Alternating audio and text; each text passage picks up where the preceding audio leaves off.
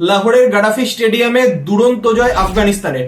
আফগানিস্তান আজকে virtual knockout ম্যাচে ইংল্যান্ডকে 8 রানে হারিয়ে দিল এবং এর সাথে সাথে ইংল্যান্ড আইসিসি চ্যাম্পিয়ন্স ট্রফি 2025 থেকে ছিটকে গেল।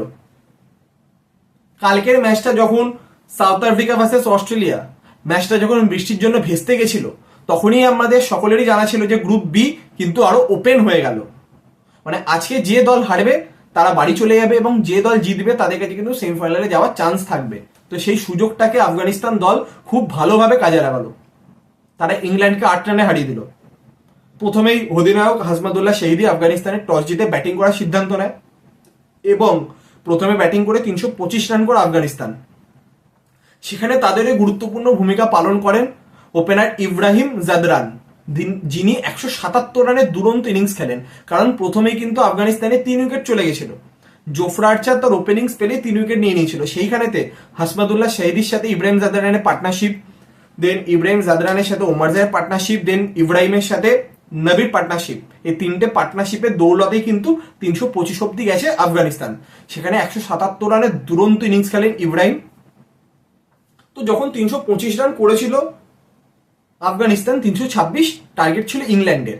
লাহোরের যা ফ্ল্যাট পিচ, সেকেন্ড হাফে ডিউ ফ্যাক্টরটা অনেকটাই ছিল। তো সবাই জানতো ইংল্যান্ড রানকে চেস করে নেবে, কিন্তু সেইখানেতে মিডিল ওভার্সে অত্যাধিক স্লো খেলার দরুন কিন্তু তারা ম্যাচ থেকে ছিটকে গেছে। Specially Jos Butler.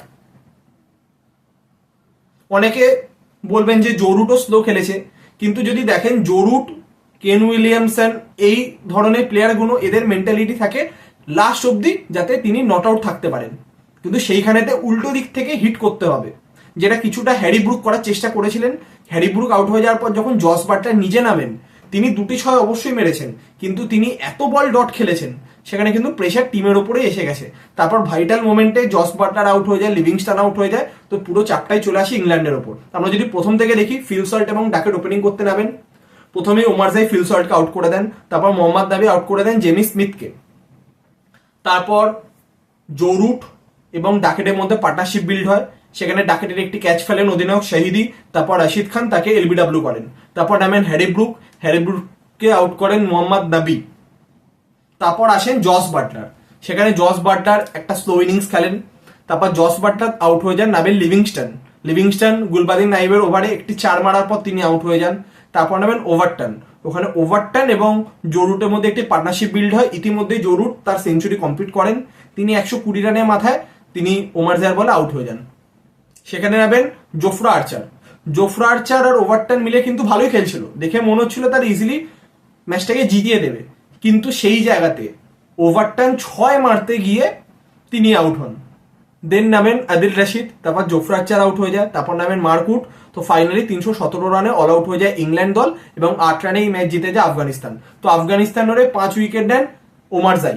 তো এই পিচে কিন্তু স্পিনারও অনেক মার খেয়েছে, রশিদ খান হোক, নূর আহমেদ হোক বা মোহাম্মদ নাবি।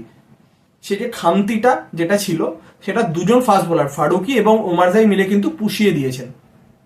তো এর সাথে সাথেই যে শুক্রবার লাহোরের গাডাফি স্টেডিয়ামে অস্ট্রেলিয়া ভার্সেস আফগানিস্তান ম্যাচও কিন্তু কার্যত নকআউট। সেখানে আফগানিস্তান যদি অস্ট্রেলিয়াকে হারাতে পারে তাহলে কিন্তু তারা আরো একটি আইসিসি ইভেন্টের সেমিফাইনালের জন্য কোয়ালিফাই করে যাবে। তো সেই ম্যাচটা অতি অবশ্যই আফগানিস্তানের ক্ষেত্রে খুবই গুরুত্বপূর্ণ হবে। তো এবার প্রশ্ন যে ইংল্যান্ড দল হঠাৎ করে তাদের এরকম করুণ অবস্থা কেন? আমরা ইন্ডিয়া সিরিজ থেকেই দেখছি, স্পেশালি স্পিনারদের এগেনস্টে তাদের যে স্ট্রাগল, সেটা কিন্তু আমরা টি20 সিরিজও দেখেছিলাম, ওয়ানডে সিরিজও দেখেছিলাম এবং চ্যাম্পিয়ন্স ট্রফিতেও দেখলাম। ইন্ডিয়াতে ওয়ানডে সিরিজে পরস্পর 3টে ম্যাচ তারা হারে, চ্যাম্পিয়ন্স ট্রফিতেও পরস্পর 2টো ম্যাচ হেরে তারা টুর্নামেন্ট থেকে ছিটকে গেল। যেদিন তাদের বোলিং লাইনে ভালো পারফরমেন্স করে ব্যাটিং ঝোলায়, যেদিন ব্যাটিং লাইনে ভালো পারফরমেন্স করে বোলিং ঝোলায়, টোটাল টিম ওয়ার্ক তাদের এন্ডে আসছে না। এখানে অবশ্যই জস বাটলারের ক্যাপ্টেন্সিও খুব আহামরি কিছু হচ্ছে না। তো দেখে যতটা মনে হচ্ছে এর পরের যে ম্যাচটা শনিবার এগেনস্ট সাউথ আফ্রিকা, সেটাই হয়তো জস বাটলারের ক্যাপ্টেন্সিতে ইংল্যান্ডের লাস্ট ম্যাচ হতে চলেছে। যেমনটা মনে হচ্ছে এরপর হয়তো জস বাটলার নিজে হয়তো ক্যাপ্টেন্সি ছেড়ে দিতে পারেন বা তাকে হয়তো সরিয়ে দেওয়া যেতে পারে। কারণ ম্যাকালামের যা মাইন্ডসেট, সেই মাইন্ডসেটে হয়তো হ্যারি ব্রুককেই হয়তো ক্যাপ্টেন্সি দেয়া হবে যেমনটা মনে হচ্ছে। তো সেই সমস্ত বিষয়তে পুরো আপডেট আমরা চ্যাম্পিয়ন্স ট্রফি শেষ হলেই পেয়ে যাব। তো এই ছিল আজকের ম্যাচের আপডেট। তো কালকে রাওয়ালপিন্ডিতে ম্যাচ পাকিস্তান ভার্সেস বাংলাদেশ। যদিও এই ম্যাচটির কোনো গুরুত্ব সেরকম নেই, শুধু একটাই দেখার যে কোন টিম গ্রুপ এ থেকে লাস্টের দিক থেকে ফার্স্ট হচ্ছে। মানে কালকে যে দল হারবে তারা 4 নম্বরে শেষ করবে এবং যে জিতবে সে 3 নম্বরে শেষ করবে। এছাড়া কালকের ম্যাচের কোনো গুরুত্বই নেই। তো কালকের ম্যাচেরও আপডেট নিয়ে অতি অবশ্যই আমরা ডিসকাস করবো। তো এই ছিল আজকের ম্যাচের আপডেট। তো আবার দেখা হবে কালকে।